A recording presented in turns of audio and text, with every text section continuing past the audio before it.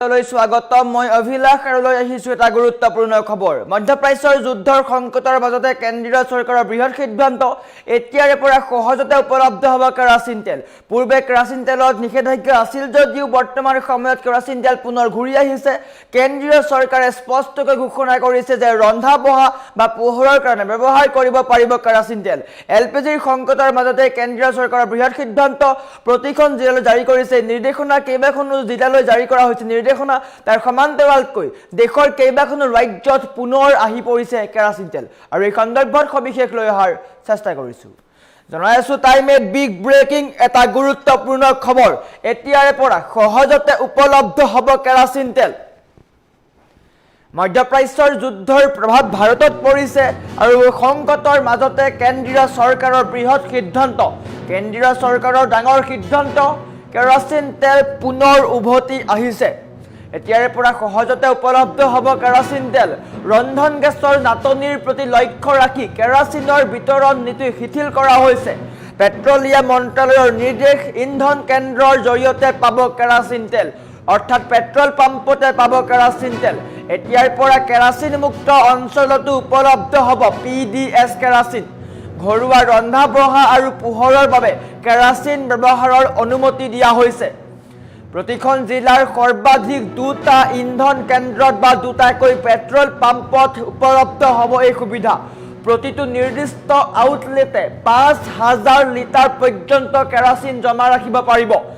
দ্ৰুত বিতৰণৰ বাবে ডিলাৰ পৰিবহণকাৰীক বিশেষ অনুজ্ঞাপত্ৰ ৰেহাই দিয়া হৈছে বিশেষ অনুজ্ঞাপত্ৰৰ প্ৰয়োজন নাই নিয়ম শিথিল হ'লেও বাহাল থাকিব সুৰক্ষা আৰু নিৰীক্ষণৰ চৰ্তসমূহ চৰকাৰৰ এই বিশেষ অনুমতি অহা 60 দিনৰ বাবে কাৰ্যকৰী কৰা হ'ব 60 দিনৰ কাৰণে দেশত উপলব্ধ হ'ব কেৰাচিন তেল সামুদ্ৰিক পথৰ অনিশ্চয়তাৰ বাবে এলপিজিৰ ওপৰত পৰা চাপ কমোৱাৰ লক্ষ্য এলপিজিৰ ওপৰত চাপ কমোৱাৰ লক্ষ্য কিয়নো এলপিজি বৰ্তমান সময়ত সংকটত আছে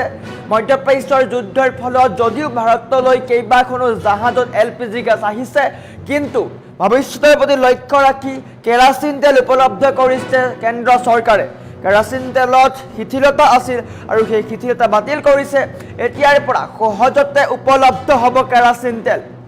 এটা গুৰুত্বপূৰ্ণ খবৰ এতিয়াৰ পৰা দেশৰ প্ৰতিটো চুকে কোণে উপলব্ধ হ'ব কেৰাচিন তেল কেইবাখনো ৰাজ্যলৈ এই নিয়ম ঘোষণা কৰিছে তালিকা আহি পৰিছে ক'ত ক'ত উপলব্ধ হ'ব ক'ত স্পষ্ট ৰূপত প্ৰতিফলিত হ'ব কেৰাচিন তেল এনচিটি অফ দিল্লীত পোৱা যাব কেৰাচিন তেল Chandigarh Haryana Punjab Dadra and Nagar Haveli and Daman and ডিউত উপলব্ধ হ'ব কেৰাচিন তেল Puducherry Andhra Pradesh Andaman and Nicobar island Rajasthan Uttar Pradesh Goa Gujarat Uttarakhand Lakshadweep Jammu and Kashmir Ladakh Telangana Himachal Pradesh Nagaland Madhya Pradesh Sikkim এই 21খন যি ৰাজ্য আছে কেন্দ্ৰীয় শাসিত অঞ্চলৰ সমান্তৰালকৈ যি 21খন ৰাজ্য আছে সেই 21খন ৰাজ্যলৈ কেন্দ্ৰীয় চৰকাৰে স্পষ্ট ৰূপত কেৰাচিন তেলৰ অনুমতি দিয়া হৈছে আৰু কেৰাচিন তেল প্ৰতিটো পেট্ৰল পাম্পত উপলব্ধ হ'ব পশ্চিম এছিয়াত চলি থকা সংঘাতৰ ফলত বিশ্ব বজাৰত তেল আৰু গেছৰ যোগান ব্যাহত হৈ পৰিছে সেই সকলোৱে জানে ভাৰতক বাদ দি বিশ্বৰ কেইবাখনো দেশত কিন্তু খাৰুৱা তেলৰ মূল্য বৃদ্ধি হৈছে পেট্ৰলৰ মূল্য বৃদ্ধি হৈছে পাকিস্তানত কিন্তু বিমান বন্ধ কৰিবলগীয়া হৈছে তাৰ সমান্তৰালকৈ আমেৰিকাতো পেট্ৰলৰ দাম বৃদ্ধিৰ ফলত জনতা প্ৰতিবাদ কৰিছে আৰু বৰ্তমান সময়ত ভাৰতৰ সেইসমূহ হোৱা নাই যদিও ভৱিষ্যতৰ প্ৰতি লক্ষ্য ৰাখি কেন্দ্ৰীয় চৰকাৰে কেতবোৰ সিদ্ধান্ত গ্ৰহণ কৰিছে পেট্ৰল ডিজেলৰ পৰা শুল্ক আঁতৰাই দিয়া হৈছে আৰু বৰ্তমান সময়ত কেৰাচিন তেল উপলব্ধ কৰোৱাইছে ইয়াৰ ফলত ভাৰততো এলপিজি নাটনি হৈছে এই পৰিস্থিতি মোকাবিলা কৰিবলৈ পেট্ৰলিয়াম সুৰক্ষা আৰু লাইচেন্সিং নিয়মৰ ক্ষেত্ৰত অস্থায়ীভাৱে শিথিলতা প্ৰদান কৰিছে যাতে ঘৰে ঘৰে ইন্ধনৰ যোগান সুচল হৈ থাকে দিল্লী হাৰিয়ানা উত্তৰ প্ৰদেশ আৰু গুজৰাটৰ দৰে গুৰুত্বপূৰ্ণ ৰাজ্যসমূহ এই নীতিৰ অধীনত অন্তৰ্ভুক্ত কৰা হৈছে চৰকাৰৰ এই পদক্ষেপে ৰন্ধন গেছৰ ওপৰত থকা অতিৰিক্ত চাপ কিছু পৰিমাণে হ্ৰাস কৰিব বুলি আশা কৰা হৈছে ভাৰতত কেৰাচিন তেল নিষিদ্ধ নহয় যদিও কেৰাচিন তেলৰ ওপৰত কিছু নিষেধাজ্ঞা আছিল ভাৰতত কেৰাচিন তেল বিক্ৰীৰ ওপৰত দেশজুৰি একেলগে কোনো সম্পূৰ্ণ নিষেধাজ্ঞা আৰোপ কৰা নাছিল, কিন্তু বৰঞ্চ ইয়াক পৰ্যায়ক্ৰমে কমাই অনাহে হৈছিল। ইয়াৰ কেইবাটাও কাৰণ আছিলে। উজ্জ্বলা আৰু সৌভাগ্য যোজনা 2015 চনৰ পিছত কেন্দ্ৰীয় চৰকাৰে এই আঁচনিসমূহৰ জৰিয়তে যি আঁচনি বা উজ্জ্বলা গেছ আঁচনি বা সৌভাগ্য যোজনা এইসমূহ আঁচনিৰ জৰিয়তে LPG আৰু বিদ্যুৎ সংযোগৰ ওপৰত অধিক গুৰুত্ব দিবলৈ আৰম্ভ কৰে, যাৰ ফলত কেৰাচিন তেলৰ প্ৰয়োজন কমি যায়। চৰকাৰে ৰেচন দোকানৰ জৰিয়তে দিয়া ৰাজসাহায্যযুক্ত কেৰাচিনৰ বিক্ৰী লাহে লাহে বন্ধ কৰিবলৈ লয়। দিল্লী, হাৰিয়ানা আৰু চণ্ডীগড়ে 2018 চনৰ পৰা 2020 চনৰ ভিতৰত ৰাজহুৱা বিতৰণ ব্যৱস্থাৰ অধীনত কেৰাচিন বিক্ৰী বন্ধ কৰি নিজকে কেৰাচিন মুক্ত ঘোষণা কৰে। চৰকাৰৰ কেৰাচিন তেল বন্ধ কৰা বা কেৰাচিন তেল সহজে উপলব্ধ নোহোৱাৰ কেইবাটাও কাৰণ আছিলে।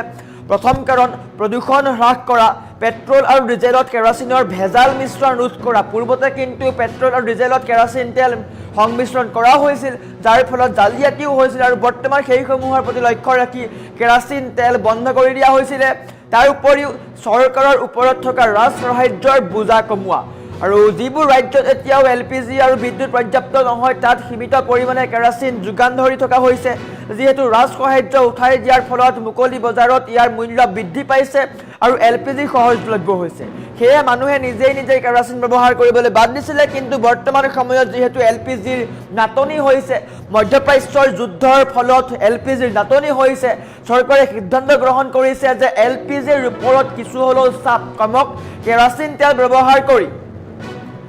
জনসাধাৰণে ৰন্ধা বঢ়াৰ ক্ষেত্ৰতে হওক বা পোহৰৰ ক্ষেত্ৰতে হওক সেইসমূহত LPGক হ্ৰাস কৰক। আৰু বৰ্তমান সময়ত কেন্দ্ৰ চৰকাৰে বৃহৎ সিদ্ধান্ত গ্ৰহণ কৰিছে। কেইবাখনো ৰাজ্যলৈ এই সিদ্ধান্ত দিয়া হৈছে বা এই অনুমতি দিয়া হৈছে। পেট্ৰল পাম্পত উপলব্ধ হ'ব কেৰাচিন তেল। এতিয়াৰে পৰা সহজতে উপলব্ধ হ'ব। অসমৰ কিছু কিছু প্ৰান্তত এইসমূহ পাই যদিও কিন্তু অসমতো ইমান উপলব্ধ নহয়, কিন্তু অসমত নাটনিও হোৱা নাই। গতিকে অসমৰ বাদে বাকী 21খনকৈ ৰাজ্যত এই সিদ্ধান্ত গ্ৰহণ কৰা হৈছে। গতিকে এটা গুৰুত্বপূৰ্ণ খবৰ, এতিয়াৰে পৰা সহজতে উপলব্ধ হ'ব কেৰাচিন তেল। কেন্দ্ৰীয় চৰকাৰৰ ডাঙৰ সিদ্ধান্ত, ঘৰুৱা ৰন্ধা বঢ়া আৰু পোহৰৰ বাবে কেৰাচিন ব্যৱহাৰত অনুমতি দিছে। দেশৰ 21খনকৈ ৰাজ্য কেন্দ্ৰীয় শাসিত অঞ্চলৰ উপৰিও 21খনকৈ ৰাজ্যত এই নিয়ম